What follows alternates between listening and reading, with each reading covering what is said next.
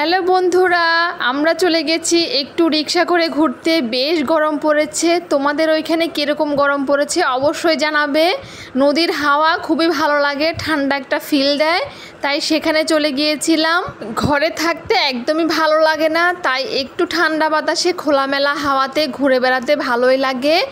আর চা খেয়ে নিয়েছি সন্ধ্যায়। গরমে তোমরা কে কী খাও অবশ্যই জানাবে। নদীর পাড়ে তেমন ভালো কিছু পেলাম না, তাই মালাই চা দেখতে পেলাম। সেখানে বসে আমরা দুইজন চাটা এনজয় করছি। চা খাওয়া শেষ করে গল্পগুজব করে আমরা এবার বাসায় চলে আসছি। পরের দিন সকালবেলা সাফওয়ান আর তার বাবা আর আমি মিলে চলে যাচ্ছি সাফওয়ানকে আজকে চুল কাটতে নিয়ে যাব। গরমটা বেশ ভালোই পড়েছে, তাই ভাবলাম সাফওয়ানের চুলটা কেটেই আসি। ও তো খুব খুশি।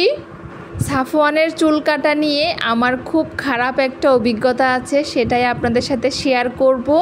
যখন সাফওয়ানকে প্রথম চুল কাটতে নিয়ে যাই আমি, তখন বুঝতে পারিনি সে যে এত নড়াচড়া করবে, তাই ওকে সুন্দর করে বসিয়ে দিয়েছিলাম।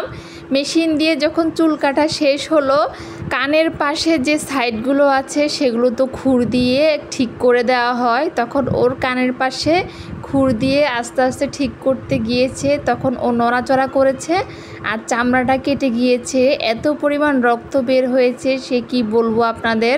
আমি তো খুব ভয় পেয়ে গিয়েছিলাম, ভেবেছিলাম ওর কানটা হয়তো বা গোড়া দিয়ে কেটে গেছে। তখন আমি সাফওয়ানের বাবাকে ফোন করি। ওর বাবা এসে ফার্মেসিতে নিয়ে যায়, রক্ত বন্ধ করার অনেক রকম ওষুধ দেয়, ব্যান্ডেজ করে দেয়।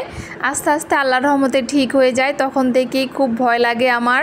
আলহামদুলিল্লাহ আস্তে আস্তে ঠিক হয়ে গেছে। আমার বাবা বুঝতে শিখে গেছে, এখন তেমন একটা নড়াচড়া করে না। সাফওয়ানকে বাসায় নিয়ে এসে ফ্রেশ করে গোসল করে দিয়েছি। তারপর আমি আর সাফওয়ানে গরমের মধ্যে খেয়ে নিলাম শরবত।